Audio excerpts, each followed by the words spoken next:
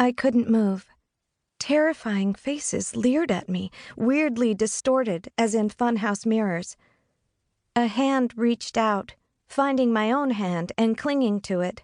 It felt familiar, like holding my own hand, and I grasped it for dear life. Cries and moans and pitiful shrieks echoed inside my head, forming no distinguishable words. Deathly white hands, their coldness emanating palpably toward me, were clawing at me, though they seemed unable to make contact.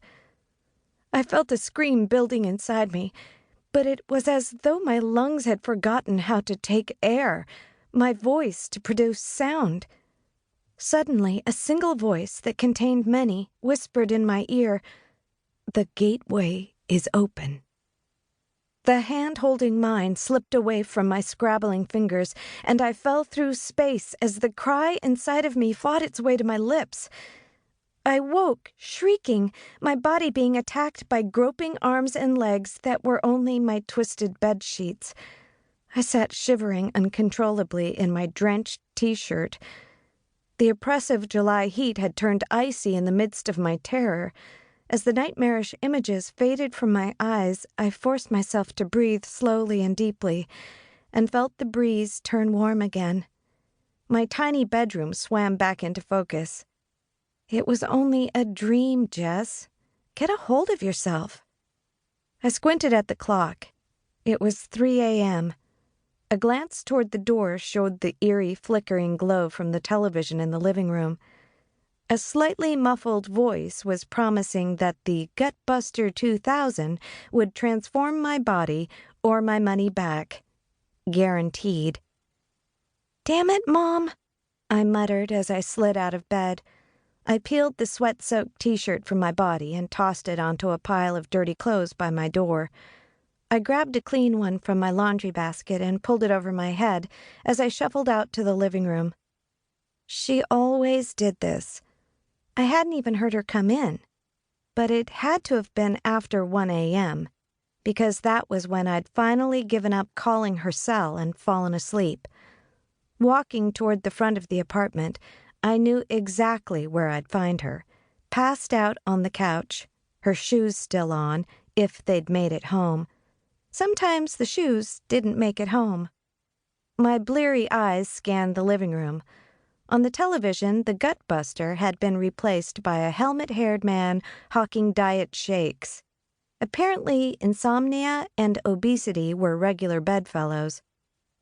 A single red pump lay abandoned on the floor in front of the threadbare sofa, alongside a pair of empty wine bottles.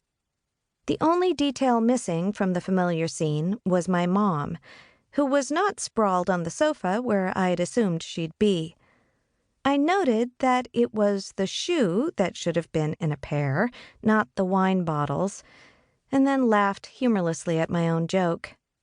I found the remote and turned the TV off, then bent to pick up the empty bottles. I nearly slipped in a puddle of Chardonnay and caught myself on the arm of the sofa. I looked down and gasped, "Shit!" My sketchbook lay sodden on the floor, the pages curling and stinking from sitting in stagnant wine. The sketch on the top page, a landscape of Central Park I'd been working on, was completely ruined. I closed my eyes, took a deep breath, held it, and then blew it out slowly. Then I turned and flung the ruined sketchbook onto the kitchen table where my mom would see it when she woke up. She hadn't done it on purpose, but I didn't care. Let her feel guilty about it. I scooped up the wine bottles and deposited them into the sink. I'd wash them out in the morning. I didn't want to deal with it now. I considered heading into my mom's bedroom to clean her up, but decided I was too pissed off to deal with that either. I would check to make sure she was breathing, but that was all she was getting from me tonight. As I headed to the front door and thrust the deadbolt home, I became vaguely aware that something was wrong. There were sounds of sirens outside and voices shouting.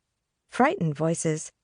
Sirens in New York City were a permanent part of the soundtrack, but this was not the warped sound of passing cruisers.